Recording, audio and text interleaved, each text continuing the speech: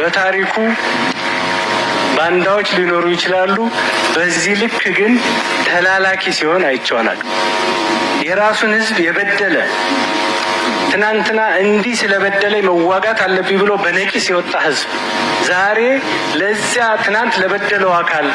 መላላክ እጅግ ነውር ነው። እኛ በባህላችንም በሃይማኖታችንም እዚ ትሪዎ ዘለኹም ምክትል ፕራይም ሚኒስተር ናይ አቢ እቲ ተመስገን ጥሩነህ ዝበሃል ተወላዲ ናይ አምሓራ ዝኾነ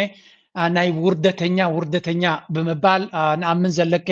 ኣብዚ ቀረባ ኣብ ሶሻል ሚድያ ፅሒፉ ነይሩ ንውሕ ዝበለ ኣርቲክል ኣብ ካልእ ግዜ ከምፃልኩ ግዜ ተረኺበ ንቶም ኣምሓራ ነቶም ፋኖሲ ህዝቢ ኣምሓራ ወይ ተወላዲ ናይ ኣምሓራ ባንዳ ኮይኑ ሽፍታ ኮይኑ አንፃር ረብሓ ኢትዮጵያ ወይ ኣምሓራ ክዋጋር ኢና ንፈልጥ ኢና ከም ናይ ሎሚ ደረጃ ግን ተራእዩ ይፈልጥን እዩ ዝብል ዘሎ ዘይሓፍር ድሙ ገረማርያም ሽሙድ እዩ ዝበሃል እዚ ትርእይዎ ዘለኹም ሰብ እቲ ንዑ ዝመርሕ ዘሎ ኣብ ልዕሊኡ ዘሎ ፕራይም ሚኒስተር ንሻዕብያ ተንበርኪኹን ርጡኒ ኣጥሕኑን ዝብል ዝነበረ ምዃኑ ረሲዑ ፋኖ ክትንስእ ከሎ ድማ ብልመና ምዕፅንታ ናይ አቢ ኣሕመድ ሻዕብያ ንፋኖ ከሰልጥነሉ ከም ዝሓተተ እሞ ሻዕብያ ከም ዘሰልጥኖም ስለዚ እቲ ፋኖ ዝበሃል ድማ ስለምንታይ ናብ ቃልሲ ኣትዩ ኩሉ ሰብ ዝርድኦ እዩ ምክንያቱ ኣቢ ፋኖ ጅግና ፋኖ አንበሳ እናበለ ዝዝምረሉ ዝነበረ ኣብቲ ኩናት ናይ ትግራይ ንዕዑ ጠሊሙ ምስ ተጋሩ ምስ ኤሊት ናይ ተጋሩን ጠሊሙ ማለት እዩ ምስ ጌታቸው ረዳን ጻድቃንን ሓንቲ ድራማ ገይሩ ኣብ ፕሪቶሪያ ውዕል ምስ ፈረመ ንፋኖ ኣብ ውሽጢ ክልተ ሰሙን ይመጥቃዕ ትፈኒሎም ስለዚ መን እዩ እቲ ባንዳ تا باندا تبلكال شفتا كدع منيو تقات كونتكست كونتات تمزاز أنا تاريخ أيو نسيوتي شفتا زبالة في تاريخنا إثيوبيا من تاريخنا أمحرا مغنياتو ثم فانو أفتازو نبر ويهم زلو أبعدهم كينو يمسك على سنيرم حجد ما أبعدهم كينو يمسك على سزلو اتقدم كما تصوم زدلز نبره كوغبتكم ويكوزدكم يستبهل نتا إثيوبيا كفرسايس لتبهل إنه وحاتك على سنيرم حججن زفرسهم زلو هو حزي يكونه أبي أحمد مخانو بزربار يكونه بتكباري يوصلوا زلو نمرتهم من حزبهم من رستهم يواقول له سلازي اتكوينات من يباندا من يشفتا نصور يزلو اتأصل على فانايتا أمحرا دما كاب جزي ناب جزي إننا نتصري خيرالو حجي أمم اتكوينات من أمحرا حدا نجر نصور النت فتير له مالنا this is not something they can handle زي نجر زي نساتهم كسجروا وزخلوا كم زي كونه ردوا كوين له أمحرا أبا أمحرا زلو كوينات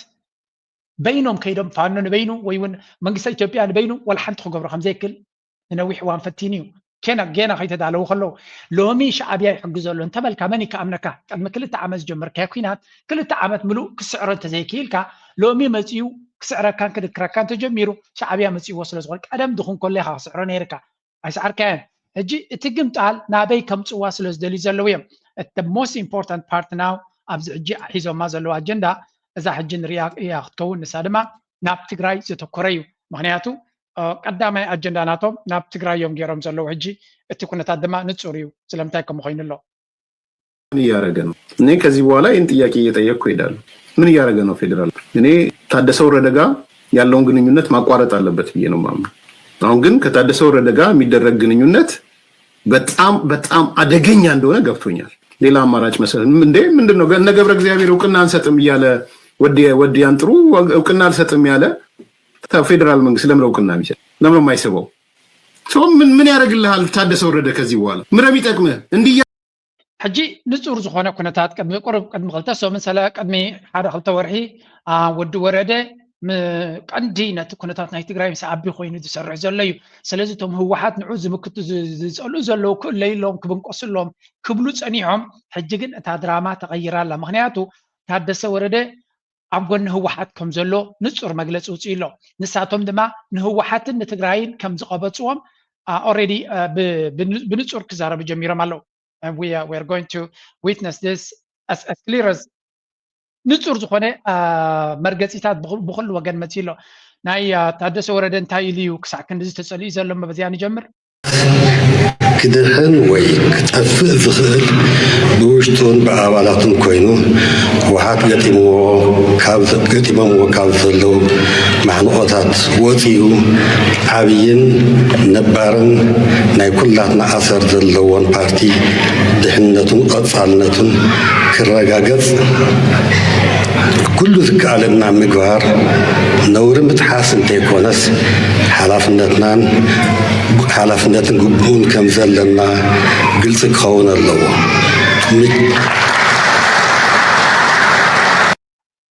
እንታይ ነይሩት ፕላን ስትራቴጂ ንነዊሕ እዋን ዝተቃለሱሉ ዝነበሩ ብልፅግና ንታደሰ ወረደ ቅድም ብጌታቸው ረዳ ንክልተ ዓመት ሰሪሖም ንሳ ምስ ፈሸለቶም ድማ ነዚ ጌታቸው ነዚ ወዲ ወረደ ኣብ ኣዲስ ኣበባ ምፅኦም 8 ነጥብታት ዘለዎ ኣምሒሎም ሻዕብያ ይኹን ዝኾነ ይኹን ሓይሊ ከይሰማዕ ንህወሓት ኣብ ምድኻም ድማ ክተሓባበሮም ከም ዘለዎ ንህወሓት ሰሪዞም ድማ ነቲ ህወሓት ዝበሃል ካብ ህዝቢ ፈልዮም ሓንሳብ እናሓዋሩን ኣልዮም መጋበርያ ትግራይ መጋበርያ ናይ ኣብን ክኸውን ዝተፈተነ ታደሰ ወረደ ድማ መንጎ ሒዙ ንነዊሕ እዋን ነታ ትግራይ ሕምስምስ ከብላ ድሕሪ ምፅናሕ ኣብ መወዳእታ አንድ ቁረጥ አንድ ምረጥ ተባሂሉ ወይ ምስ ኣቦ ኮንካ ከምቶም ቅድሜኻ ዝሸፈቱ ዕርበል ወይ እውን ኣብ ጎኒ ህዝቢ ትግራይን ሰራዊት ትግራይን ህወሓትን ደው ኢልካ መክት ተባሂሉ ኣብ መወዳእታ ኣነ ምስ ህወሓት እየ ደው ዝብል ምስ ህዝቢ ትግራይ ደው ዝብል ምስ ሰራዊት ትግራይ ደው ዝብል ኢሉ ስለዚ ወድዐ ተወዲኣላ እታ ጌም ስለዚ ብሚድያ ካምፔይን ኣንጻር ትግራይ ተጀሚሩ ዘሎ ሓደ ካብቲ ተጀሚሩ ዘሎ እዚ እዩ እቲ ሆርን ሪቪው ዝበሃል ሓደ ካብቶም ፎሬን ፖሊሲ ናይ ኢትዮጵያ ዘውፅኦ ዘሎ እዩ ስለዚ ደብረፅዮንስ ቲፒኤልኤፍ ፋክሽን ኤርትራስ ኒው ፕሮክሲ ፍሮንት ስለዚ ደብረፅዮን ዝመርሖ ዘሎ ወይ እውን ህወሓት ዝበሃል ተላኣኺ ናይ መንግስቲ ሻዕብያ ከም ዝኾነ ወይ ናይ ኤርትራ ተላኣኺ ከም ዝኾነ ዝገልፅ ኣርቲክል ኣውፅኦም ኣለዉ እንታይ እዮም ዝብሉ ዘለዉ እዚ እቲ ኦልሬዲ እቲ ስትራቴጂ ተቐይሩ ከም ዘሎ ኣብዚ ኻትሪ መጀመርያ ስትራቴጂክ ኦቨርቪው እቲ ናይ ኤርትራስ ፕሮክሲ ዶክትሪን ፕሬዚደንት ኢሳያስ አፈወርቂ is leveraging disaffected Ethiopian actors especially within Tigray and Amhara to destabilize Ethiopia without direct confrontation ስለዚ እንታይ ዝብል ስትራቴጂ ሻዕብያ ነው መንግስቲ ኤርትራ ወይ ፕሬዚደንት ኢሳያስ ኣብ ውሽጢ ኢትዮጵያ በመንግስት ኢትዮጵያ ኣብ ውሽጢ ኢትዮጵያ ዘይዓገቡ ሓይልታት ኣብ ጎኒ ብምስላፍ ንኢትዮጵያ ፊት ንፊት ትገጥማ ከይመረፀ ካብ ውሽጣ ክበታትና ይፍትን ዲስታቢላይዝ ወይ እውን ዝርግርግ ክትወላ ይፅዕር ከም ዘሎ እዮም ዝነግሩ ዘለዉ እዚ ድማ ህወሓት ዝበሃል ኣብ ትግራይ ሒዝሎ ይብሎ ኣብ ኣምሓራ ድማ ነቲ ፋኖ ማለት ሽሙ ብዙሓይ ኣብ ናይ ኣምሓራ ይጠቕስዎን እዮም ዘለዉ ስለዚ TPLF Eritrea nexus hardline TPLF factions are allegedly aligning with Eritrean interests creating a proxy front that undermines Ethiopia's past post-conflict instability ስለዚ ንነዊሕ እዋን ክፃወትሎም ፀንሑ ናይ ትግራይ ሓይልታት ብፍላይ ህወሓት ኣብ ጎኒ ኤርትራ ደው ኢሉ ከም ዘሎ ንረብሓ ናይ ኤርትራ ይሰርሕ ከም ዘሎን መጋበርያ ወይ እውን ተላኣኺ ናይ መንግስቲ ኤርትራ ክኸውን ከም ዝኾነ ዘረጋግፅ ኩነታት ንርኢ ኣለና ስለዚ ውሽጣዊ ምፍርራስ ናይ ትግራይ internal fragmentation in ትግራይ ይብሎ TPLF divisions TPLF is split between factions seeking support Eritrean support and other resisting external manipulations why ከሳ እንታይ ስኪብሎ ህወሓት ኣብ ትግራይ ዘሎ መመቃል መጀመርያ ህወሓት ኣብ 2-5 መቐለን ሓደ ናይ መንግስቲ ኤርትራ ደገፍ ዝደሊ ኣካል ክኾን ከሎቶም ካልኦት ድማ ናይ ደገ ምትትታው ዝፃቡ መን እዮም ቶም ናይ ደገ ምትትታው ዝፃቡ ዝበሃል ዘሎ ጌታቸው ረዳን ጻድቃነ ማለት እዩ ብመሰረቱ መጋበርያ ዝኾነ እቲ ሻዕብያ ዝበሃል ዘሎ ሎሚ ጀሚሩ ትማል ኣብ ትግራይ በይኒ ነይሩ ህወሓት ዝበሃል ስለዚ እቲ ዝብልዎ ዘሎ ክንዲ ምንታይ ካብ ሓቂ ዝረሓቐ ምዃኑ ከምኡ ድማ TDF splintering كما دماتي سراويتنا تግራይ እውን ተመቂሉ ስኸ armed groups within the TDF oppose authoritarian leadership and reject the emerging TPLF Eritrea alliance ናይ ሰራዊት ናይ ትግራይ ምምቕቃል ድማ ስለምንታይ ተመቃቂሎም እዮም ዝብሉ ዘለዉ ገለ ክፋል ሰራዊት ናቶም ምስ መንግስቲ ኤርትራ ርክብ ክገብር ስለ ዝጀመረ እዩ ተመቂሉ ዝብሉ ዘሎ እቲ ምንጭ መከፋፈሊ ናይ ሰራዊት ይኹን ናይ መንግስቲ ድማ ናይ ኣብ ትግራይ ዘሎ ቀውሲ ኣብ ሰራዊት ይኹን ኣብ መንግስቱ መን ይፈጢርዎ ኣቢ ምትትታው ናይ ኣብን ፀወታ ናይ ኣብን ስለዝፀሉ እዮም ደብረፅዮንን ጉጅለናቱን ኖ ብውዕል ፕሪቶሪያ ንስኻ ክፃተልና ኣይኮነን ዕላማ ነይሩ ንስኻ ስራሕካ ማንዴት ናትካ ፌደራል መንግስቲ ነቲ ምዕራብ ትግራይ ናብ ኢድና ክትመልስ ሰላምን ርግኣትን ኣብዚ ቦታ ንከተውሕዝ ዶባት ናይ ክልል ትግራይ ድማ ካብ ኤርትራ እምበር ካብ ካልኣይ ኮንካ ክትሕሉ ዝግባእካ ኩሉ እቲ ማንዴት ዝግባእካ ስራሕ ገዲፍካ ንትግራይ ምስ ኤርትራ ክትዋጋእ ድራማ ሰሪሕካ ኣላ ኸድካ እቲ ድራማ ካን ካባሃን ላዕሊ ስለተረዳእና ክንዋጋእ ኣይደለናን መንግስቲ ኤርትራ ድማ ኣፀቢቑ ስለዝፈለጠካ ምሽ ክዋጋእና ነቲ ዝግብኦ ቦታ እውን ገዲፍልና ወፂኡ ኣሎ ስለዚ ንኩነታት ናይ ትግራይ ከባኣስ ዝደሊ ዘሎ መን ምዃኑ ኣብ ባይታ ንፁር ኮይኑ ስለ ዘሎ ህዝቢ ትግራይ ናቱ ኣሰላልፋ ኣናነፀረ ይመፅእ ኣሎ እዚኣ ድማ ገመድ ሰቂሎም ክሕንቑ ጌራቶም ኣላ ምክንያቱ እቲ ገይም ፅቡቅ ገይሩ ስለተረድኦም ኢሊሲት ኢኮኖሚክስ ከምኡ ድማ ወርቂ ናትና ወርቂ ናይ ትግራይ ተሰሪቑ ከምኡውን ሂማን ትራፊክን ይወፅእ ከም ዘሎ ወርቂ ናይ ትግራይ መን ይሰርቆ ዘሎ ስኻ ዲኩም ካን ሰርቆ ዘላ መንግስቲ ዓቢ ወሲድካ ነቲ ትግራይ ግን ካብቲ ዝወሰድካዮ ወርቂ እውን ዝግብኦ ትበይ የላኻን ኢሎም ዝኸሱ ዘለዎ ሰሚዖም ንግሆም ምሸትን ወርቂ ናይ ትግራይ ተወሲዱ ክንዱ ዝኣክል ግን ንትግራይ ወሃብን እዩ ጻድቃን ኣይኮነን ከምኡ ዝብል ዝነበረ ብቢልዮናትን በገለን ዝትመን ካብ ትግራይ ወፅእ ግን ናብቲ ማእከላዊ ባንኪ ኣቱ ናብ ኢትዮጵያ ግን ዝኸይድ የለን ናብቲ ትግራይ ግን ክንዱ ዝኣክል ባጀት ኣይወፅን እዩ ስለዚ ህዝቢ ተጋሩ ንዓኦም ዝምልከት እዩ እቲ ሕቶ ግን ከመይ ጌርካ ነዚ ጠምዚስካ ናብ ኤርትራ ገጽካ ትጠውዮ እንዲት ስትራቴጂ ናቶም ከምዚ ንሪዮ ዘለና ኣብቲ ጌታቸው ረዳ ዝበሎ ኣብ ቪድዮ መፅኡ ለንቀነ ዝበሎ ኣነ ነቶም ህወሓት ክሳብ መወዳእታ ደቂቕ ክዋግኦም እየ ክቃለሶም እየ ከውድቖም ንኣታቶም ተሰሊፈ ክጎይየ ዝበሎ እዩ ተጋሩ ኣብዚ ለንቀነ ዝገበርዎ መግለፂታት እውን ነዚ ኩነታት እዚ ኣነፂሮማ እዮም ሓደ ካብቲ ዝበሃል ዘሎ እዚ ክኸውን ይኽእል እዩ ዝስምዕዎ وحاس بهراو هلاو دحننتن بزبل تيما بحوحات تماخيلو اب كتما مقل سلاسل زلو وعلا اب حزب بزح سكفتاتات فطيرو كم زلو كاب تግራይ ዝወፁ ዘለው ሓበሬታታት የመላኽቱ ህወሓት ናይ ህልውና ሓደጋ አንጸላሊናሎ ብምባል በብወረዱ ከተካይዶ ዝغነየት ዋዕላታት ሕጂ ናብ ከተማ መቀለ ኣኻኺባ ነቲ ዋዕላ ተሰላስሎላ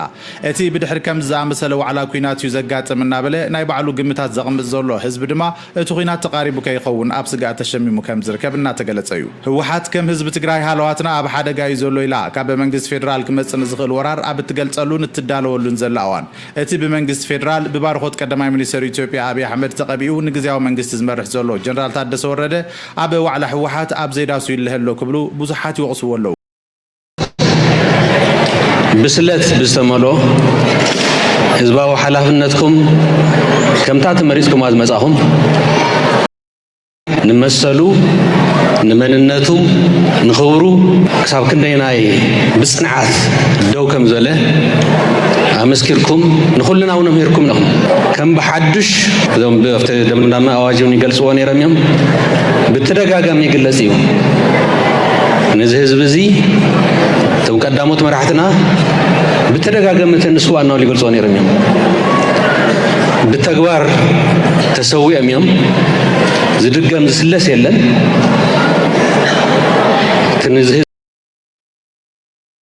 ከምዛ ንሪኣ ዘለና እዚኣ ፅሕፍቲ ድማ ኣብ ሶሻል ሚድያ ክዘውር ኢኹም ትኾኑ ኢኹም እስኻ ሓደ ፃውዒት ንህዝቢ ኤርትራ ገለ ካብቲ መወዳእታ ናይቲ ኮንፈረንስ ዝገበርዎ ዝበሃል ዘሎ ማለት እዩ ፃውዒት ከም ዘውፀት ህወሓት ማለት እዩ እቲ ፃውዒት ድማ እንታይ ዝብል ዘሎ ደምዳሚ ኣዋጅ ተሳተፍቲ ብሄራዊ ኮንፈረንስ ህዝቢ ትግራይ ዋሕስ ድሕነትን ህላወን ትግራይ ጽኑዕ ሓድነትና ዋሕስ ናይ ቀጻልነትናን ህላዌናን ብምባል እዩ ፃውዒት ንህዝቢ ኤርትራ ዝብል ድማ ገለ ካብቲ መግለፂ ኣብ ሶሻል ሚድያ ክዘውር ዝርዮ ዘለኹ እዩ ንሱ ድማ እንታይ ዝብል ኣብዚ እዋን እዚ ተጀሚሩ ዘሎ ርክብ ህዝቢ ንህዝቢ ተጠናኺሩ ንክቕፅልን ናብ ዝለዓለ ብራኸ ንክሰጋገርን ንሕና ተሳተፍቲ ብሄራዊ ኮንፈረንስ እጃምና ከነወፊ ንገልፀልካ ይመስለኒ ኣብ ልዕሊ ህዝቢ ትግራይን ኤርትራን ኣብ ልዕሊ ህዝቢ ትግራይን ኤርትራን ኣንፀላልዩ ዘሎን ቀርኒ ኣፍሪካ ካብ ዝሓመቐ ናብ ዝኸፍአ ሕምስምስ ዝእቱ ሓደጋ ጥፍኣት ኩናት ብርሑቕ ንምትራፍ እያ እታ ኪወርድ ብወገና ዝከኣለና ፃዕሪ ከም እንገብር ንረጋግፀልካ ብወገንካ እውን ዓዊልካ ድምፅኻ ብምስማዕ እጃምካ ከተወፍርን ንሰላም ሓቢርና ክንሰርሕን ፃውዒት ነቕርብ እዩ ዝብል እዚ ካብቲ ኣብ ኮንፈረንስ ተሳቲፉ ዝነበረ ህዝቢ ማለት እዩ ከም ዝትሪእዎ ዘለኹም እዚ ኮንፈረንስ ተሳቲፉ ዝነበረ ዝብሎ ዘሎ እዩ እንታይ ዝብል ዘሎ ንህዝቢ ኤርትራ እዩ እጂ ብዙሓት ካድረታት ናይ ሻዕብያ እንታይ ካድረታት ናይ ህወሓት ናይ ብልፅግና ማለት እንታይ ኢሎም ክፅሕፍሉ ሪኦ ኣለኹ እዚ ህወሓት ንሻዕብያ ክልምን ጀሚሩ ናብ ሻዕብያ ክንብርከኽ ጀሚሩ ኢዱ ንላዕሊ ገይሩ ኣምላኹ ሻዕብያ ስለ ዝኾነ ንዓረድ ኣኒ ይብል ኣሎ ኣብዛ ፅሕፍቲ ግን ናብ ህዝቢ ኤርትራ ዝተገበረ ፃውዒት እዮም ዝብሉ ዘሎ ስለዚ ንህዝቢ ኤርትራ ንሕና ተወከልቲ ናይ ህዝቢ ስለ ዝኾኑ እዚኦም ወይ እውን ወከልቲ ናይ ህዝቢ ካብ ምሉእ ትግራይ ዝመፁ ስለ ዝኾኑ ንሕና ደው ኢልና ዘለና ብዝከኣለና እቲ ኩናት ከይተበገሰ ከነትርፎ ብመሰረቱ ኩናት ዝበሃል ስለዘይንደሊ ጠጠው ከነብሎ እንደለና እቲ ኩናት ድማ ኣብ ልዕሊ ህዝቢ ትግራይን ኣብ ልዕሊ ህዝቢ ኤርትራን ምዃኑ ተረዲና ስለ ዘሎ ህዝቢ ኤርትራ ድማ ብዝከኣለኩም ደው ኢልኩም ነቲ ኩናት ኣብ ምትራፍ ክትቃለሱ ኣለኩም ብርግፅ ምናልባት ወከልቲ ናይ ህዝቢ ከምዚ ኢሎም ክዛረቡ ከለዉ ክብደት ክህልዎ ይኽእል እዩ ብወገን ትግራይ ብወገን ኤርትራ ግን ፅምዶ ትብል ቃል ካብ ትብገስ ዋላ እኳ ብዙሕ ሓጎስጎፅ እንተነበረ ኣብዚ እዋን እዚ ትርጉም ናይ ፅምዶ ዕላማ ናይ ጽምዶ استراتيجي ናይ ጽምዶ እንታይ ምዃኑ ዝበጽሐ ኤርትራዊ ኣሚንሉን ርዒምሉን ስለ ዘሎ እቲ ኩነታት ኣንቢብና ብዝከኣለና ኩናት ንዕንደራ ናይ ኣቢ ወይ ከዓ ኣቢ ዕድመ ስልጣኑ ንምንዋሕ ክጥቀመሉ ዝኽእል ኣጀንዳ ንምትራፍ ኩሉ ዝከኣል ክገብር ኤርትራዊ ኣብ ውሽጢ ናብ ደገን ፀሚደሎ ብጀካ ሓደ ሓደ ገሊፍካ ማለት እዩ ስለዚ ብወገን ትግራይ ንጹር ዝኾነ መልእኽቲ ጽምዶ ኣገዳሲ ምዃኑን እቲ ጽምዶ ድማ ንኩናት ንምትራፍ ንሰላም ከምኡ ድማ ነቲ ክመጽእ ዝኽእል ሓደገኛ ኩናት ንምትራፍ ምዃኑ እዮም ዝነግሩ ዘለዉ ስለዚ ብኩሉ ወገን ህዝብን መርሕነት ናቱን ወግዓዊ መግለፂ ናቱ ፃውዒት ናብ ህዝቢ ኤርትራ ገይሩሎ ስለዚ ቅድሚ ሕጂ ኣክቲቪስት ዝገበርዎ ዶ ብርሃነ ዝገበሮ ዶ ገሎ ዶ ይበሃል ነይሩ ኖ ብሙሉእ ህዝቢ ኣብ ህዝባዊ ናይቲ ክልል ኮንፈረንስ መግለፂ ናቶም ህዝቢ ኤርትራ ምሳኻ ክንፀምፅ ጽምዶ ንገብረልካ ፃውዒት ንገብረልካ ኣለና ይብሉ ስለዚ ካብዚ ንላዕሊ ንጹርነት ናይቲ መርሕነት ክህሉ ይክእልኒ This is very clear sign and indication بوغن ኤርትራ ድማ በተደጋጋሚ ትጽምዶ ብዝለዓለ ደረጃ ይስራሕ ኣለኹም ዘሎ ንርሎ እዛ ቪድዮ ሕጂ ዝበኩም I really hope every ኤርትራውን ተዝርዳህ ግን ቀሊል አይኮነን But the whole game to me, right, like why I love Bitcoin and why I think it's so, like the potential is so limitless is because like the more you learn about money and government control of money, you realize that that is the whole game. Everything else flows from that. Every evil thing that government does is only because they control the money supply. Like take an evil thing that government does, and I'll explain how it's because they control the money supply, you know? Like, I mean, just think about like, okay, we fought like a catastrophic 20-year war in Afghanistan that literally killed hundreds of thousands of people, cost trillions of dollars, and thousands of our bravest young boys died, and then tens of thousands. زي انتايلو زارب على مسيلكم حدا كابتن بلحتي تزاربتي ايهوداويه كمان قرمكم نا يهود نا اسرائيل نا امريكان دما كل غزي زغالص اسبيو زعبا انتاي زارب على مسيلكم منچ كل زي صقم اب عالمنا نريو زلنا ገንዘብዩ ትገንዘብ ድማ አሜሪካ ስለተቋጽሩ ኤሮፓን አሜሪካን ናይ ዓለምና ገንዘብ ስለዝቋጽሩ ኩሉ ትክፋ ታዊ ዝብገስ ቢትኮይን ድማ ነዚ ጸገም እዚ ዝፍውስ ይብላሉ ምክንያቱ ቢትኮይን መን ይዝውን ነው ዋና ያብሉን ዲሰንትራላይዝድ ፋይናንስ እዩ አሜሪካ እስራ ዓመት ኣብ አፍጋኒስታን ኩናት ዝገበረት ታበይ መጽ ነርት ገንዘብ እንተዘይነብር ነይሩ እስራ ዓመት አይኮን ሓንተ ዓመት አማይ ተዋጎን ይሉ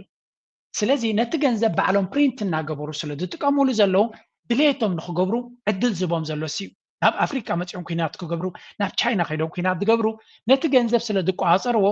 ነቲ ዝገብርዎ ዘለው እንድራ ሰባት ኣብ ዓለም ዘለው ከም ዝኸፍልዎ ነቲ ዕዳንሶም ከም ዝኸፍልዎ ስለዝገብሩ እዩ ቢትኮይን fixes this problem ይዝብለኩም ዘሎ ቢትኮይን ማለት እንታይ ማለት እዩ ዋና ዘይብሉ ዲሰንትራላይዝድ ኬትኩም ኣጽንዕዎ ዲሰንትራላይዝድ ፋይናንስ እንታይ ማለት ምዃኑ ንዓኻ ብግልኻ ዝጠቕመካ ማንም መንግስቲ ዝቋጸረካ ይክእልኒ if you really bitcoin standard እንተመጽኡ ኣብ ዓለም ዝቋጸረካ ኣካል ክህሉ ይኮነን እዩ ዝብሉ ስለዚ ናትካ መፍትሕ ናትካ ኮይን እንተለካ ኮይኑ መንግስቲ ናይ አሜሪካ መንግስቲ ናይ ኤውሮፓ ክቋጸረካ ይክእልኒ and this gives ነቶም መንግስታት ዓብ ጥንቃቐ ክገብሩ ከም ዝኽእሉ እዩ ዝገብሩ ገንዘብ እንተዘይብሎም በታዘላቶም እዮም ክኸዱ ገንዘብ ውሕድ ዘሎ መንግስቲ ጥንቁቕ እዩ ዝኸው ገንዘብ ባዕሉ ፕሪንት እናገበረ ጸጋታት ማኒፕሌት ክገብር ዝኽእል ተኮይኑ ግን እዚ ዝረኣናዮ ኩናት ድሕሪ ኩናት ዝኸይድ ዝነበረ እዩ ስለዚ ኣብ ቢትኮይን ኢንቨስት ምግባር ኣብ መጻኢ ፍሪደም ናይቲ ሕብረተሰብ እውን ዓብ ተራይ ዘለዎ I hope መንግስቲ ኤርትራ ገለ ክፋል ናይዚ ነገር እዚ ስጉምቲ ክወስደሉ ትምኒተይ እዩ ተስፋ ይገብር ገለገለ በላሕቲ ኣብቲ መንግስቲ ዘለው ነዚ ኩነታት እዚ ነቶም መራሕቲ ስጉምቲ ንክወስዱ ድፊት ክፈጥሩሎም ወሲዶም እንተለው ድማ ካብ ልቢ ይሕጎስ I hope ነዚ መጽናዕቲ ገይሮም ስጉምቲ ወሲዶም ልኽሉ ሕጂ ናብ ዞባና ክምለስ አብይ አህመድ is a killer ብናል ፖሊስ ልካው ብናል በስዊድን ስቶክሆልም በዛሬው ዕለት የምክክር ኮሚሽን የተባለ የፉግግር ኮሚሽን የብልጽግና አጀንዳውን ይዞ በስዊድን ስቶክሆልም ስብሰባ እያካሄደ ይገኛል እኛም ገብተን የተቃውሞ ድምጻችን አሰምተናል ፍሪ ክርስቲያን ታደለ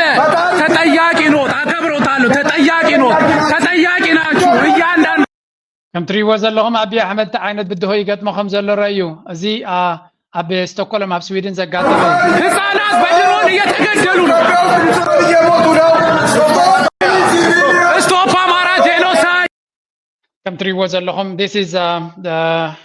ስርዓት ብውሽጥን ደገን ዓብ ተቃውሞ ኣጋጢምዎ ዘሎ ኩነታት እዩ by the way መራሕናይ ኣብ ዝገበሮ ጉድ ራእዩ እዚ it's a shameful act ኣከመይ ደረጃ ወዲቑ ከም ዘሎ ኣብዚ ራእይዎ ኮሚሽን የተባለ أبزي كبابي أبتو وشتاتيوم كزارة. But I want to go in. Okay. Why? It's a freedom of expression, yeah? Yes, exactly. Yes. ኢትዮጵያውያን አይደለ? Oh yeah. እዛ ሀገራችን ውስጥ እየተገዳደለን I want to express my views. እጂ እንታይ ማለት ኢትዮጵያ ናይ ሰላምን ናይ ምርድዳእን መንፈስ ዘለዎ ሃገር ምዃና ክገልጽ ዝፍትን ዘሎ and the reality on the ground is this is not truth. እዚ ቅቡል ኣይኮነን።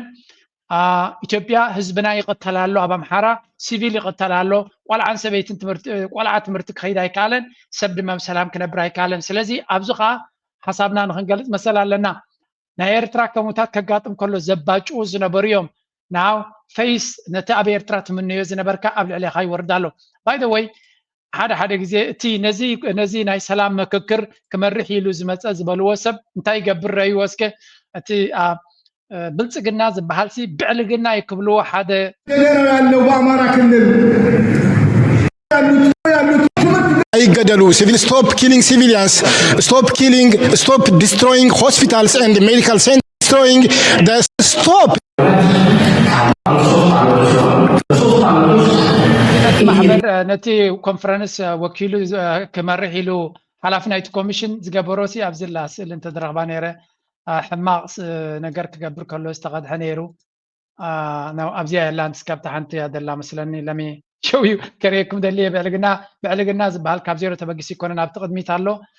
እንታይ ክገብር ቀዲሖሞ መስለኩም let's look for it እዚ I don't know where is it ትሪበሎም እቲ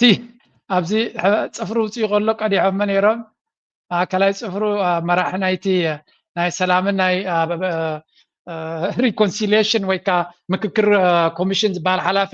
ማእከላይ ፅፍሩ ውፅኡ ኢሎም ከሎ ቀዲሖሞ ናይ ብሓቂ ዘሕዝን እዩ። but this is እቲ ብልጽግናን ብዕልግናን ፈላሊኻ ክትሪኦ ይትኽእልኒ ኢኻ ዝበሃል ዘሎ ካብዚ ዝመፅእ ዘሎ this is what happens and እቲ ኩነታት ናይ ኢትዮጵያ ኣብ ሚድያ ከምዚ ክኸውን ከሎ ኣብ ባይታ ድማ ዝገጥሞም ዘሎ ነዚ ይመስል ፋኖ ማለት ነው።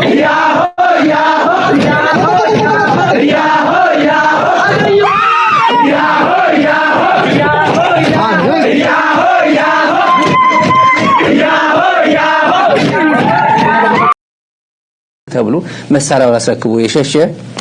አሁን ወደብ ማይግድ ነው። ዛሬም ጠቅላይ ሚኒስትሩ የኢሬቻ በዓል ወደብ እንሰጣለን አለ እናመጣለን አለ። እንዲሁ ሱቅ ሄዶ ከረቤላ ይዘና አቡሽ እንደሚባል ማለት ነው። እንደዛ ነው። ሰው ለማስደሰት ሰውየው የማይናገረው ነገር የለም። መድረክ ባገኘው ቁጥር ባንዳዎቹ እንዳይሰሙን ብለን ነው እንጂ ይላል። ትላንት ነገር የተጠቀምኩበት 2013 ነው። ጎልደን ጊዜ አብያም 2013 ነው። ሓፈሻ እንታይ ዝብል ዘሎ ኣብይ ኣሕመድ ነቶም ኦሮሞ ኩሉ ግዜ ናይ ሓሶት መብፅዓና ገበረ ኣብ ነፍሲ ወከፍ ሪጫ ካልኦት ከይሰምዑና እምበር ኣብ ደገ ባሕርን ወደብን ከምፅኣልኩም እየ ዝብል ዝነበረ ሕጂ ድማ ሓሉፍ ሓሊፎም ንኤርትራ ክንጎብጥ ኢና ዝብል ሕልምናቶም ኣፕግሬድ ገይሮም ኣለው። እዚ ኻ እንታይ ዘርእየካ ዘሎ ይነግርዎ ኣለው ኣልስታሊን ብወገን ፋኖ ዝተተሓሓዘ መጥቃዕቲ ወሪድንሎ ዝብል እምነት ኣለዎ። ኣብዚ እውን ስምዑት ሚድያ ናይ ኣምሓራ ፅቡቅ ገይሩ ንኣብይ ነቲ ተኸታሊ ናቱ ከስምዖ ጀሚሩ ኣሎ። ህወሓት ለኤርትራ ይፋዊ ጥሪ ያደረገ ህወሓት ለኤርትራ ይፋዊ ጥሪ አቅርቧል። ጥሪው የቀረበው የትግራይ ህዝብ ብሔራዊ ኮንፈረንስ ተሳታፊዎች አቋም መግለጫ በሚል ነው። ከአንድ ወር በላይ የዘለቀው ረጅምና ተከታታይ ያለውን ኮንፈረንስ በትላንትናው ዕለት በመቀሌ ማጠቃለያው ሲካሄድ ለኤርትራ የተሰማ ጥሪ ነው። በአንድ ሉዓላዊ ሀገር ስር ያለ አንድ አካል እንዴት ለሌላ ሉዓላዊ ሀገር ጥሪ ያቀርባል የሚለውም በራሱ አነጋጋሪ ሆኗል። በዚህም ህወሓትና ኤርትራ በጥምረት ለጦርነት እየተዘጋጁ ነው በሚል ተከታታይ ክሶች እየተሰሙ ባሉበት ህወሓት ለኤርትራ ይፋዊ ጥሪውን አቅርቧል። በጋራ እንቁም የሚል ይዘት ያለው ጥሪ ነው። አዋጅ በሚልም የተለቀቀ ሰፊ አቋም መግለጫ ሆኖ ታይቷል። በፓርቲ አደረጃጀት ከተለያዩ እዚቲ ኣብ ቅድሚት ድራናዮ ህወሓት ናብ ህዝቢ ኤርትራ ንመንግስቲ ኤርትራ ፃውዒት ኣቕሪቡ ዝብል እዩ። ኣፍኮርስ ጠምዚዞም ከምኡ ክብሉ ንቡር እዩ። ናብ ህዝቢ ኤርትራ እዮም ፃውዒት ገይሮም ዝመፀኩም ዘሎ ሕማቕ ንዓናን ንዓኹምን ለኪም ክኸይድ ዝኽእል ሓይሊ እዩ። ስለዚ ኣብዚ እዋን እዚ ሓደ ሃገር ዲና ሓደ ክልል ድዩ እቲ ትግራይ ሲ ክልል ኢና ኤርትራ ሃገር ይኹም ግን ክልተ ከም ክልተ ደይሪ ንክልተና ክሓርም ዝደሊ ሓይሊ ስለ ዘሎ ንሕና ከም ክልል ንስኻትኩም ድማ ከም ሃገር ዝመፀኩም ዘሎ ፈተና ተመሳሳሊ ስለ ዝኾነ እቲ ህዝቢ ዓዊ ድምፁ ዓዋቢሉ ሓበራዊ መኸተ ንክገብር ፃውዒት ንገብር ዝብል ወላ ሓንቲ ጌጋ የብሉን። ولا حنت جيجا يبلون تنسمع زلنا بروباغندا كابابي نقول لك تفز دل حيليو اتبع بمحارات سمعنا دمسو انت مساسالي سلازي اجاي ابزن ريو زلنا كونتات ولا حنتي زفله وي زبل يكونن حنت بزيا مس كاب ودت ابا ميديا زوت زرباون الله مساكه عايزه قد تكونتات ناي تግራይ ናበይ خير አለው ንኽትፈልጡ እዚያ ስምዋ ብምዕራብ ትግራይ ንኽኣቱ ዝተፀውዐ 100,000 ሓይሊ ሰብ ዘይምርዳእ ኣበጊሱ ናብ ምዕራብ ትግራይ ንኽኣቱ ዝተፀውዑ 100,000 ሓይሊ ሰብ ዘይምርዳእ ኣበጊሱ እቲ ብወገን መንግስቲ ፌደራል ዝተገበረ ፃውዒት 100,000 ሓይሊ ናብ ምዕራብ ትግራይ ሓደገኛ ስጉምቲ ምዃኑን ተግባራውነት ከም ዘይብሉን ብወገን ትግራይ ግልፂ መጠንቀቕታ ተዋሂብሎም ሚኒስትር ሕርሻ ኢትዮጵያ ኣብ ዝዘርግሖ ንሕገ መንግስትን ሉዓላውነትን ህዝብታት ዝጥሕስ ሓደገኛ ሓበሬታ እቲ ኣብ ትሕቲ መንግስቲ ብልጽግና ዝግዘአሉ ሕገ መንግስቲ ዞባ ምዕራብ ትግራይ ምዃኑ ዝፍለጥ ዞባ ኣብ ኣምሓራ ክልል ዞባ ወልቃይት ጸገዴ ሰቲት ሑመራ ዝበጽሐ ምህርቲ ሰሊጥ ንምእካብ ናይ 100,000 ሓይሊ ሰብ ሰራሕተኛታት ንኽኸዱ ዝጽውዕ እዩ ክልል ኣምሓራ ን10ታት ኣሽሓት ሓይሊ ሰብ ትዳሎ ላይሉ ዝገልጽ ሓበሬታ ሚኒስትሪ ሕርሻ ዞባ ወልቃይት ጸገዴ ሰቲት ሑመራ ንምእካብ ምህርቲ ሰሊጥ ሓይሊ ሰብን ቴክኖሎጂን ከም ዘድልዮ ኣፍሊጡ ይብል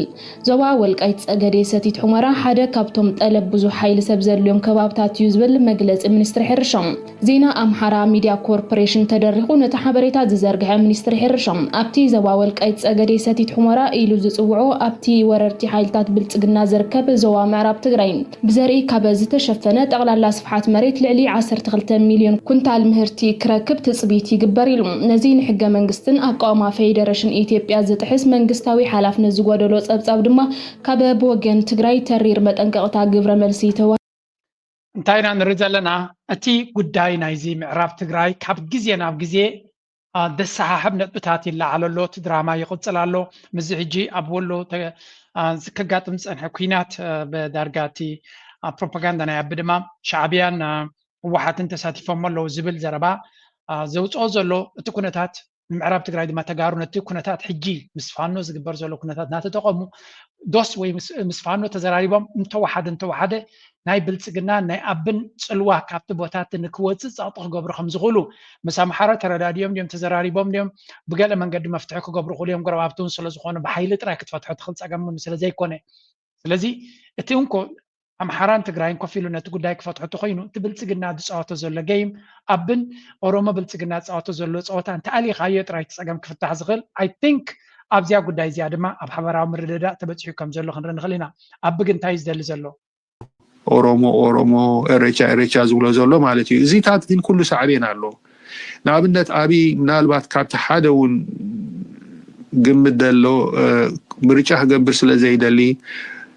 ንእሽተይ ኩናት ዝመስል ነገር ኳሕኳሕ ተቢሉቲ ቦርደር ናይ ዓሰብ ወይ ናይ ቦሬ ዝበሃል እንድሕር ገይሩ ኩናት ኣሎ ምርጫ ይገብርኒ ኣብ ኢመርጀንሲ ኢና ዘለና ንምባል ክትጥቀመሉ ኣብኡ እውን እንድሕር ካልኩሌት ትገብር ኮይኑ risk of escalation ክህሉ ይኽእሉ በቲ ንሱ ዝመደቦ ዘይኮነስ ከምቲ ዝበሃል ኣዴኻ ከም ዝለኣኸትካ ዘይኮነስ ዕዳጋ ከም ዝፀንሓካ እዩ ስለዚ risk of escalation ክህሉ ይኽእል እዩ እዚ ከዓ እቲ ኩሎም ዝፈርሕዎ ዘሎ increased instability ብቲ ከባቢ ከምፅእ ይኽእል እዩ ባክፋየር ክገብር ይኽእል ንኣብነት ንሱ ክወሪዱ ዝኸደ ብ3-4 ቦታታት ተወሪሩ ኣዲስ ኣበባ ዝኣቱ ናይ ጉሪላ ፋይተርስ ከዓ ስልጣኑ ክሕድጎ ይኽእሉ ስለዚ ብዙሕ ኣብ ጭንቀት ዘሎ ነገር ዝፈጥሮ ነገር ተዘይኮይኑ እዚ ዝበሃል ውሃ ደበለ ስትራቴጂ ኢልካ ክትዛረበሉ ይትኽእልኒ ኢኻ ስለዚ እዚ ሃሁ ናይ ፖለቲካ ኢኮኖሚ ከሰናብደና የብሉን ትኩረትና ናብቲ ኣብ ባይታ ዘጋጥም ዘሎ ቁጠባዊ ዕንወት ናይ ኢትዮጵያ ውርደት ናይ ኮሪደር ልማት ናይ ፒፒ ኩናት ኣምሓራ ኩናት ኦሮሞ ምስልቻው ምድካም ኢትካ ምሃብ ወተሃደራዊ ዓቕሚ ምድኻም ናይ እቲ ሰራዊት ተነፅሎ ካብ ህዝቢ ኣብ ሃይማኖታት ትገብሮ ዘሎ መጥቃዕቲ ኣተኲርና ብምስራሕ ጉዱ ብምቅላዕ ናይ ስልጣን ዕምሩ ከነሕፅሮ ኣበርቲዕና ክንሰርሕ ኣለና ኣጀንድኡ እንዳሃበ ከውትተን ኪታባችንን ሁሉ አውጥተው ሜዳ ላይ አቃጥለውታል መሻይኾቻችን ታርደው አይደለም መስጊድ ላይ ቀርተዋል አልተቀበሩም ደረሶቻችን ሊያመልጡ ሲሮጡ አንቀው ይዘዋቸው መንገድ ላይ ቀርተዋል ምናየው የፈራ ሰው ሸሽቶ ቤተክርስቲያን ነው የሚያመልጠው የፈራ ሰው ሸሽቶ መስጊድ ገብቶ ነው የሚያመልጠው መስጊድ በቤተ ኣብዚ ንሪኦ ዘለና ድማ እቲ ኣብ ወለጋ ዝበሃል ኦሮሚያ ማለት እዩ 30 መስጊድ ከም ዝተቃፀለ እዩ ዝገልጽ ዘሎ ብመን ተቃፂሎም ብኦነለፍ በቲ ናይ ሶማልያ ማለት እዩ ዝኸዓ ባእታቶም ባይ ኦኔግ እዮም ዝብልዎ ዘለዎ ግን I don't understand a single incident in one single incident let's hear many of our followers were እንታይ ማለት እዩ ኣብ ኢትዮጵያ ዘሎ ቀውሲ መን እዩ ዝፍፅሞ ዘሎ ማለት ንሓድሕዶም ስለ ዝከኣሱ ሚት ካሚቲ ኩስተዩ ዝገብሮ ዘሎ ኢልና ክንዛረባ ይንኽእል ኢና እቲ ዘሎ ፅልኢ ባእሲ ኣብ መንጎቶም ኢትዮጵያውያን ግን እቲ ዝዓበየ ፈተና ንኢትዮጵያ እዩ እዚኣ ቪድዮ እዚኣ ድማ ክዘውር ሰሚዐ ኣለኹ አብይ አህመድ አጠቃላይ ስልጣን ላይ ያለው ኦሮሞ ነው አዎ ኦሮሞ ነው ይሄ ደግሞ ይቀጥላል ማንም ኃይል ወደ ኋላ የሚመልሰን ኃይል የለም አንድ ሰው እስከቀር ድረስ እንታገላለን አፍሪካን እንዋጋለን እንኳን ትግሬና ሻዕቢያ ቀርቶ አፍሪካን እንዋጋለን ሰማንያ ሚሊዮን ልጠይቅህ ከኦሮሞ ውጪ ስልጣን ማንም መምጣት የለበትም ብለህ ነው ማንም ሰው አይመጣም ካሁን በኋላ ማንም አይታሰብም በቃ ኦሮሞ ብቻ ነው መምራት ያለበት ሀገር እኛ ካሁን በኋላ መወሻሸት አይሰራም አገራችን ላይ አንድ የትግራይ ከአድግራት መጥቶ አዲስ አበባ ላይ ሆኖ ኦሮሞን ይገዛል ማለት እንደመለስ ዜናዊ ተታለናል ሰንታይም ዝብሉ ዘለው እቲ ብውሽጢ መጋረጃ ዝሕሰብ ነገር እዩ ኣብዚ ናቶም ዲቤት ዝመፅእ ዘሎ ኣብ ኢትዮጵያ ድሕሪ ሕጂ ብጀካ ኦሮሞ ካልእ ዘመሓድር ክህሉ ይኮነን እዮም ዝብሉ ዘለው እዚ ድማ ካበይ ዝመፅእ ዘሎ ሓሳብ እዩ እንድሕሪ ኢልካ እዚ ለንቀነ ንሪኦ ዝቐነና ርጫ ብምባል ዘርእይዎ ዘለው ገለገለ ሰብ ኣሎ በዓሎምን ክብሮምን ከርእዩ ስለ ዝደልዩ ወይ እውን ናቶም ባህላዊ በዓል ስለ ዝኾነ ንዑ ንኸርእዩ ኢሎም ዝገብርዎ ዘለው እዩ ዝብል ኖ እዚ እንድሕሪ ተረዲኻዮ demonstration of domination እዩ እዚ ንሕና ናትና ይዝዓዲ ንምባል ዝገብርዎ ዘሎ እዩ እዚ ኸዓ ኣብ ኣዲስ ኣበባ ኣብ ሰንተር ዘለና ንሕና ኢና ብቁፅሪ ድማ ዝበዛሕና ንሕና ኢና ኣብ ኢትዮጵያ ዘየለ ተሓሳስባ እንታይ እስከ ዲሞክራሲ ኢና እዮም ዝብሉ ከይሓፈሩ ዲሞክራሲ እንተኮይኑ ኦሮሞ እዩ ዝምረፅ ኩሉ ግዜ እዮም ዝብሉ ዲሞክራሲ እኮ ስልጣነ ናይ ሓሳብ ይክልወካ ዘሎ ብኻልእ ዘረርባ ተጋሩ 5% ዘይኮንስ ዋላ ካብቶም 2% ዝኾኑ ናይቶም ህዝቢ ኣብ ኣዲስ ኣበባ ከመሓድር ከም ዝኽእል ክትኣምን ኣለካ ዲሞክራሲ ናይ ብሓቂ ክሰርሕ እንድሕር ኮይኑ እንተዘየለ በብብዝሕ ኢኻ ከተመሓድር ትደሊ ዘለኻ እዚ ዲሞክራሲ ኮንካ ትደሊ ዘለኻ ጭቆና ኢኻ ትሰርሕ ዘለኻ ማለት እዩ ዲሞክራሲ ዝበሃል ሰብ ብዓልየቱ ብሃይማኖቱ ዘይኮነ ብሓሳቡ እዩ ቅድሚት ክመፅእ ዘሎ ዲሞክራሲ ዝሰርሕ ድማ ስልጣነ ናይ ሓሳብ እንተለካ ጥራይ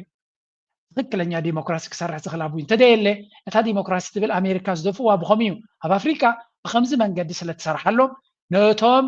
ክፃወቱ ንዝደልዩ ክቋፀሩ ንዝደልዩ እታ ዝበለፀት መሳርሒ ድሳያ እዚ ማይኖሪቲ ጭፍጨፍ እቲ ማጆሪቲ ድማ ብሓይሊ ክረግፅ እቲ ፅቡቅ ናይ ዲሞክራሲ ግን ሓሳብ ስለ ዝኾነ ብሓሳብ ዝዕወት እንድሕር ኮይኑ ጥራይ ዲሞክራሲ ክሰርሓልካ ዝኽእል ካብኡ ወፃኢ ድራማ ናይ ዲሞክራሲ ንኢትዮጵያ ናበይ ገፁ ይወስዳ ኣሎ እዛ ንሪእያን ንሰምዓን ዘለና ኩነታት እያ ካብ ሓሊፍካ ክበሃል ዝኽእል የለን ንሕና ድማ እቲ ዘሎ ኩነታት ኢና ክነግረኩም ንኽእል ዘየለ ክንዛረባ ይንኽእል ኢና لون حجزنا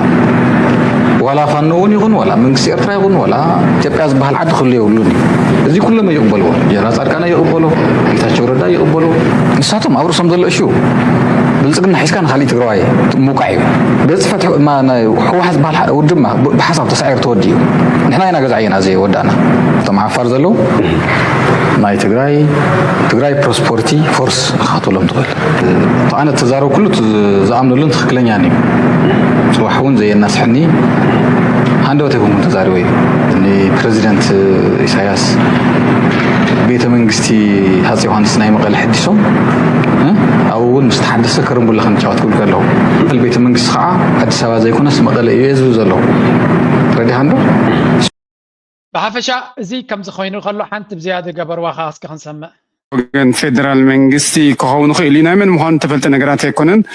أبتهون ربيو زبلو هذا زوات مجلس الله نسخابتنا إيرترا لو نتداعماي جمت كجبار لوي كداعم كره الله زبل نفس الله تحس زلوا خوات يرينا لنا بزي بوجنا إيرتراون أبتي دريد سي بيكون سبعة له ويب سايت خنتردين دلو أو تيمول لو مالتيو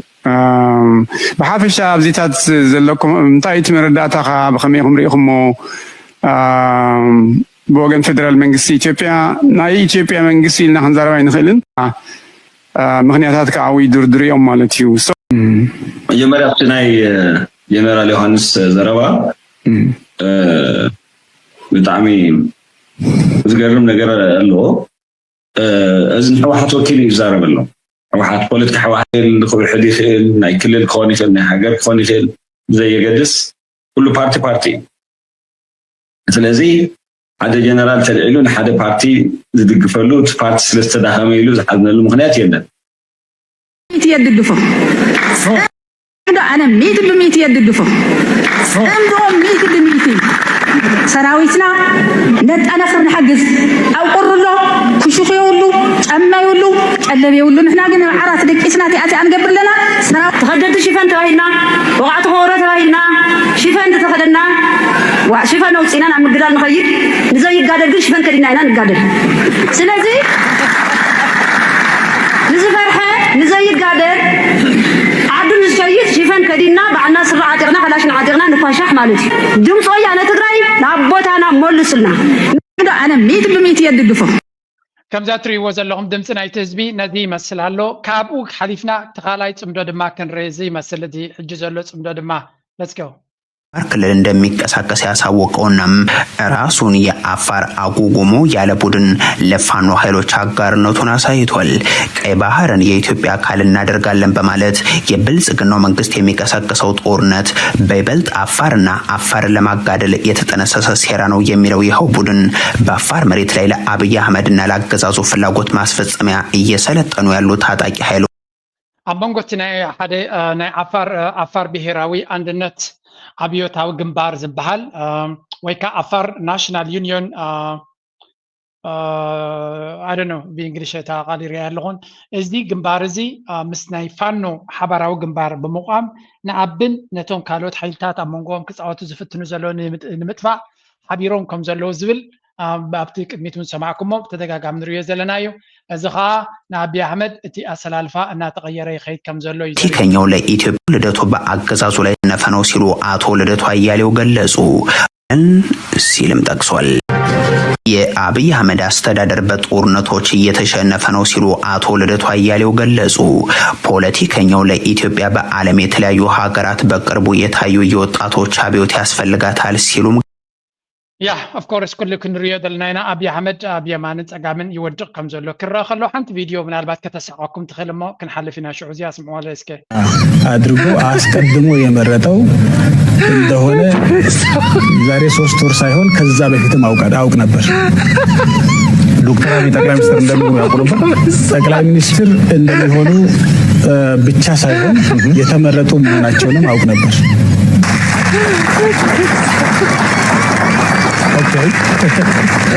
ለውጡ ፈረንጆች እንደሚሉት ዲቫይን ኢንተርቬንሽን ማለት መለኮታዊ ጣልቃ ገብነት ያለው ለውጥ ነው እዚ እቲ ቅድሚ አብይ አሕመድ ዝነበረ ፕራይም ሚኒስተር እዩ ፕራይም ሚኒስተር ሃይለማርያም ዝበሃል ዝነበረ እዩ እዚ ሃገር እዚያሲ ናይ ብሓቂ ዘገርም ብዙሓት ኤርትራውያን ዝብልዎ እዚ ኣብ ዓዶም ዝኾነ ይኾነ ክኾኑ ክልዮም ፀገም የብሉን ግን እዚ እንታይ ዝብል ዘሎ አብይ አሕመድ መለኮታዊ ሓይሊ ኣብ ስልጣን ኣምፂዎ እዩ ዝብል ዘሎ እምበር ነዛ ኢትዮጵያ ከምዚ ኢላ ክትባላዕ እዚ ኩሉ ሞትን ስቃይንሲ ተልእኮ ኣምላኽ ዝለኣኾ እዩ ከም ዝግበር ዘሎ ሓቆ እዩ ኣወል ኣብታ ሓንቲ ቪድዮ ናቱሲ ናይ እንታይ ኢልዎ ናይ ጥንቆላ ሃይማኖት ናይ ጥንቆላ መራሒ ብጥንቆላ ዝነብር መራሒ ብምባል ገሊፅዎ ነይሩ እቲ ንሪኦ ዘለና ኩነታት ድማ ከይፈተኻ ናብ ከምኡ ዓይነት መልሲ ንክትኣት ወይ ግብረ መልሲ ንክትኣቱ ዝእትወካ እዩ ብዝኾነ እስከ ናብቲ ናትና ፖለቲካዊ ድራማ እየ ዝብሎ ናብኡ ገፅና እስከ ንስገር ርክባት ኣሎ ድዩ ግንባር ብርጌና ሓመዱ ርክባት ኣሎ ድዩ እንታይ ምዕባላታት ኣሎ ናይ ሓባር ፀላእት ኣለውና ሓቢርና ክንቃለሶም ኣለና ዝብል ንጹር መትከል እዩ ዘለና ኣነ እዚኣ ክተብርሃለይ እንተዘየለ ከዓ ኣነ ዝሓስኩ ሒዘ ሰራዊተይ ክወርድ ምስቲ ኣብ ሓረ መሬት ዘሎ መንእሰይ ትግራይ ሕጂ እቲ ብርጌድ ንሓመዱ ኣብዚ ደገ ኮይኖም ገንዘብ መሕፈሲ እናተጠቀሙሉ ኣብ ባይታ ግንባር ፈጢሮም ከም ዘለዉ እዮም ዝሕስቡ ነይሮም ንመን ክሓትወሎ ነዚ ኣብቲ ሓራ መሬት ኣብ ዝብል ዘሎ ሰራዊት ወይ ናይ ትግራይ بأبي فاندت كوينا وزنا برزلو مساتهم كوينو دراماتات كسرع زغنيز ودرايا زبلو نعو يمزحت وزلو تبرجيد محمد أبايتا زلو كمي زلو من قصاصات مساخاتكم كوينا نحابارا وعلامة نا أجندا نا أبن خنسرع تدالينا لنا إلوم اسكن تاي بايتالو بخمي كنسرع نغل تملسر أي وسحاق تموتيهم تملسر حبيرنا نقلنا زبل امنتي زلنا مو نزي خمي خا تملسو حوراي او تسفاي ودرايا ثانك يو انت تسفاي توتل درجات تدريها حمد يخاتي خاور هو برقدنا حمد امريكا يفلطمي انا اوروبا يفلطم برقدنا حمد زبحال اب مريت يلي او جبت تهالو يندعي بزحات سبات حتيتمني جنبار فترنا يولو قال يلي انا يفطر كابزي اللي مفلط خونير هادي ساواوي كل يوم برقدنا حمدو او جنبار جن يلو نو تايز بلاكا مستزنا برنا انتني مسلني فقاد لم يقد منغستي ኢትዮጵያ ተጋር ኮይንኩም ተይለየ እተይ ንዕምሳና ሓዋትና ይኹም ናይ ሓባር ጸለእት ለውና እዚኦም ወጊድና ህዝብ ኤርትራ ህዝብ ትግራይ ወላ ሓንት ጸገም ይውል ህዝብ ኤርትራ ምንም ነው ነገር የለን እحنا በደል ዘብጽሐልና ኣብ ህዝብ ኤርትራ ለለ ሽፍታ እዩ ስለዚ ንዑ ተጋር ኮይንኩም እተዩ እቲ زسدكم لله زسدكم لله كواخم حالفنا عنا شفتنا لله شعبية زبال حبرنا نطفينا إلى نجرا يمين كابز خالي من مارس يلي فرجدنا حمود خوينو إرتراو خوينو إرتراو نتخا أطفي خوينو لله أنا رأيي أن تطفي تجراوية هذا له انتاي زبال زلو مسكينة أبي حرا زي سلطوكو بدي زحزناكا نزي أتوم أمينو نزي أتوم نزوم أب حرام ريز زلو دبحالو بلاس نزي برجيد حمدو قلتات أخاخيبو أنصار منقسي إرترا تواقيو رجيم تشنج خجبر حسب زنبريو أبايتا زيلة تبرتي حرام ريز بحال زنبريو نبعلو نعنا وزخيد زلو نايب حكي أبي كل نجر كل استراتيجيناتو بتطو كم زموتوتو بزي خاتفلت برجز توم نتي برجيد حمدو زدف زنبرو دما بوليتيكاو مزلاق كغبر ريناينا قوسبيت حيز زوازسي نيبرهني خمس بحال بللاونتنا زوازه بللاونتنا ززارب ايبرهنا سلازي ኢትዮጵያ መንዴት ይብላል የኤርትራ ላውነት ከሕደጋይ خمرسي خوبي كم تري وزلهم ازيوم يمتم نبت جنبار وريتكا كنواغاينا بغلدو دبل زنبرو انتس بوليتيكاوي تبولوت كونتا ترديوم انتس مزلاق نايتا ميديا ميديا ريليفانس نكلو كم مغنياتو انصار لولاونت ኤርትራ نزخيد زلو كدغسغس كم غسغاس ونصبق سلازي كون ننجيرا خايل كاز تغير كون خل حساب بزي قدس جن قاس بغاس تامزلا كمي كم زخونه ترينا لنا سلازي ابي احمد امين اللوم زنبره ابايتا كو زخونه ነገር كغبرو كم زي كل سفلت نيرو ولا ونتا ميديا خغبر زخل زنبرون قاس بغاس ناب كال منقدنا تغير يخيد نريو لنا ምናልባት ተኮነታትና በይገጽ ያሞዳታ ተከታትልካ መግላጹ ዘልየ ይግን እነዚህ አስከንስማ ጎረቤቶቻችን እንዴት ናችሁ? ምን ብላችሁ ሰደባችሁኝ? ባሪያ አው ባሪያ ነኝ። ደስ የሚል ባርነት ለጨዋ ህብረተሰብ ሳይማር ላስተማረኝ ተከብሮ ላከበረኝ ህፃን ክቡር ነው ብሎ ክብር ለሰጠኝ ህብረተሰብ አው ባሪያ ነኝ። የኔ ህብረተሰብ ጨዋ ህብረተሰብ ነው። የኢትዮጵያ ህዝብ በሙሉ የሚያውቀው ዓለም ሁሉ የመሰከረለት ለዚህ ህብረተሰብ እንዴት ባሪያ አልሆንም? ባሪያ ለሀገሬ፣ ባሪያ ለባንዲራዬ፣ ባሪያ ለህዝቤ። ባርነት እየታወቀ እዚያ ጓል እኮ ናይ ፈልጣን እንደግን አቲ ልቦና ናታ ናይ በሐቂ ሓደ ሰብ መራሒ እንድሕር ኮይኑ ኩሉ ግዜ ክትፈልጡ ዘለኩም መራሒ ብፍላይ ፖለቲካዊ መራሒ ማለት መጋበርያ ወይ ባሪያ ናይቲ ህዝቢ ማለት እዩ። ካለ ትርጉም የብሉ መራሒ ማለት ስለዚ if you are going to ነትህዝቢ ትፀቕጦ ኣብ ልዕሊኡ ጎብለል ትኸውን ማለት ኣይኮነን። ክርስቶስ እውን እኮ ኣብ ክርስትና ኣትሊስት ባርያ ኮይ ከም ሓደ ድኻ ከተገልግል እኮ ኢኻ ትመፅእ። ኣብ ቤተ ክርስቲያን እኮ ነዚ ኣገልጋሊ እዮም ዝብልዎ። ኣብ ቤተ ክርስቲያን ዝመርሕ ሰብ ኣገልጋሊ እዮም ዝብልዎ። ነቲ ህዝቢ ዘገልግል መራሒ ወይ እውን ገለ ትብሎ ንቃላት ከተጥዕሚልካ እምበር ኣብ ባይታ እኮ ንህዝቡ ዘገልግል ሰብ ኣገልጋሊ ሰርቪስ ትባልኻ ማለት ስለዚ ንህዝብኻ መገልጋል ማለት ባርያ ተበልቃልሲ ንሕማቅ ስለ ዝጥቀሙላ ጽቡቕ ይክንብል ኣይንኽእልና ጀነራል ግን ንህዝቡ ዘገልግል ሰብ ኩሉ ግዜ ነቲ ህዝቢ ኣብ ትሕቲኡ ኮይኑ ዘገልግሎ ነቲ ህዝቢ ዝጠቅም እዩ ንመን ከተገልግሎ ኩሉ ግዜ ንኽጠቕሞ ኢልካ ንትፈትዎ ንትሓድየሉ ኢኻ ተገልግል ስለዚ ንቅዱስ ዕላማ ክትሰርሕ ከለኻ ንህዝብኻ ንሃገርካ ክትሰርሕ ከለኻ ንክብርኻ ክትሰርሕ ከለኻ ባርያ ስለ ዝበሉኻ ሕማቕ ክስማዓካ የብሉን ነዛ ቆቋሕ ዝኾነት ሓፍትና ድማ ክብሪ ይግባኣ ሽማ እንተዝፈልጥ ነይረ ሽማ ምረቋሕ እኳ ነይረ ሽማ ትፈልጡ ድማ ፀሓፍውለ ኢኹም ናይ ብሓቂ ንፅቡቕ ነገር ንተኣምነሉ ዕላማ ቀያሕትን ፀለምትን ዝወደቑላ ሃገር ንሳቶም ዝመቱላ ንስኻ ክትምስክረላን ክትከላኸለላን ክትስለፈላንሲ ግቡእካን ግዴታኻን እዩ ከምኡ ስለ ዝበሉኻ ተስፋ ቆሪፅካ ክትሃድም ኣይግባአን ካብኡ ቀፂለ ሓንቲ እዛ ፅሕፍቲ እዚኣሲ ደስ ዝበለትኒ ፅሕፍቲ እያ መን እዩ ፅሒፍዋ ነይሩ መስለኩም ግዲው ናትናኤል ዘመኬል ጋዜጠኛ ናትናኤል ዘመኬል ኤርትራውያን ኣብ ዓዶም መፂኦም ዝገብርዎ ዘለዉ ብምባል ሓንቲ ነዋሕ ፅሕፍቲ ፅሒፉ ነይሩ እዞም ክልተ ትሪእዎም ዘለኹም እዮም እንታይ እዮም ዝገብሩ ዘለዉ use-led optimism young Eritreans abroad are increasingly motivated to contribute to national development skills and investment they bring fresh ideas technical expertise and a strong desire to invest in Eritrea's future መንእሰያትና ኤርትራ ካብ ደገ መፂኦም ነቲ ቁጠባ ናይቲ ሃገር ይሕግዙ ከም ዘለውን ከም ሓሳብ ነዛ ናይ ዓማርስ ቪዥን ኢልዋ ዘሎ ኣንበሳ ኢንተርናሽናል ኮንሳልቲንግ ስለዚ መን እዩ ዓማር ካቦም ኣይፈለጥኩን ግን ሓንቲ ናይ ኮንሳልቲንግ ኢንተርናሽናል ኮንሳልቲንግ founded by ዓማር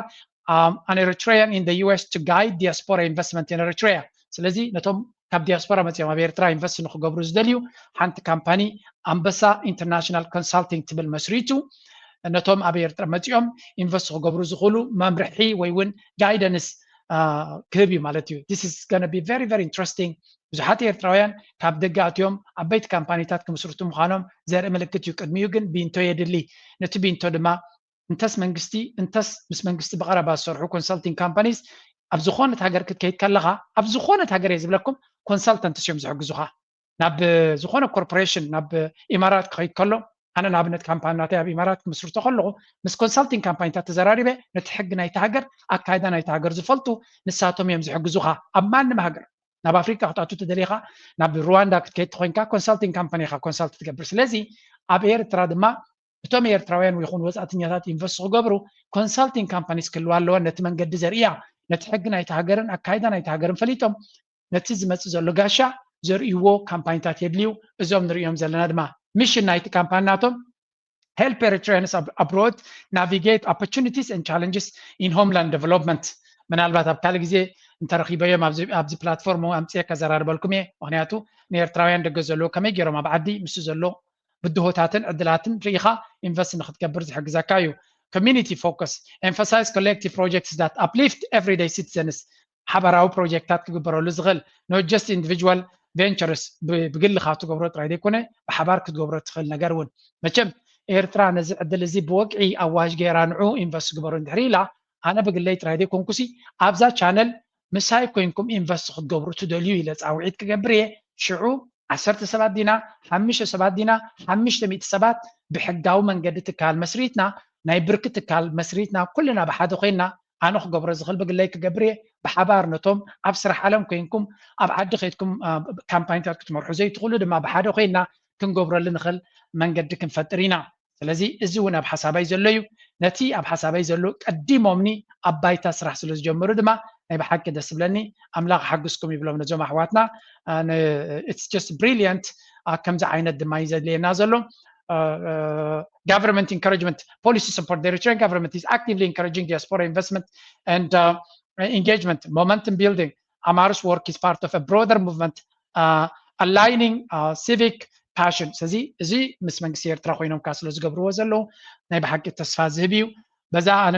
ንሪኣ ዘለና መድረክ ድማ ናብኡ ገፅና ስለንኣቱ ዘለና ራብዓይ ግንባር ብቐጥታ ኣብቲ ቁጠባ ክሳተፍ እዩ ስለ ዝበሃል ዘሎ ተስፋ ገብር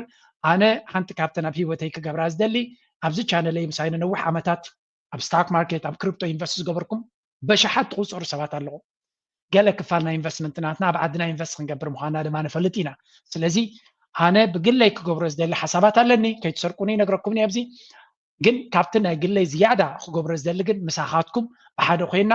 ኣብ ዓበይቲ ፕሮጀክታት ኣነ ዝሓሰብኮ ጥራ ዘይኮነስ ብሓባር ኮይንካ ቦርድ ኣቑይምካ እቲ ቦርድን እቲ ማኔጅመንት ቲምን ክውስኖ ዝኽእል ኣብኡ ኢንቨስት ክንገብር ኢና ተስፋ ንገብር ብትዕግስቲ ክንፅበይና ነቲ መንግስቲ ከቃላጥፈልና ንመነ ምክንያቱ ብዙሓት ዓበይቲ ሲኒየር ስለ ዘለውን ከምኡ ዝምነዩ ንኩልኻትኩም ዕድል ክፈጥር ዝኽእል በዓል 1000 ኢንቨስት ክገብር ይኽእል በዓል 50,000 በዓል 100,000 በብዓቕሙ ብርኪ ክገብረላ ዝኽእል ሕልምላትኒ ነዚያ እንተገይረ ድማ ንኤርትራ ሓጊዘያ ክብል ዝኽእል ኣብ ኤርትራ ድማ ኣውቶቡሳት ዲና ክንቱ I don't know ፋብሪካ ዲና ክንከፍት ናይ ሶላር ዝኸውን ወላ I don't know ብሓደ ኮይንካ ትዘራረበሉ እዩ ነዛ ሓሳብ እዚኣ ትድግፍዋ ከም ሓሳብ ክትከውን እያ ትኽእል እያ ትብሉ ኣብ ኮሜንት ሴክሽን እስከ ፀሓፉ ድሓር ግን ብወቅዒ እውን ኣብቲ ግዜኡ ክንገር እዩ ናይ ሎሚ ሓሳብ ግን ኣብዚ ኩዴ ቴንክ ዩ ክብሎም ይደሊ ላይክ ግበሩ ሼር ግበሩ ርእቶኹምን ሓሳብኩም ግደፍ እናበልኩ ምዝያድ ደርፊ ክገትፈኩም ونس بحري عتمنيو تاريخ زهس تايكوينيو زي والعزوس كيو مسلو العشاق يوصلو يزق زبس عمو تقول يزلو عمو قلبو نوا عدي عدي يلالو صفع كل دمي بحري تاريمي عمو قلبو نوا عدي عدي يلالو صفع كل دمي بحري نبينو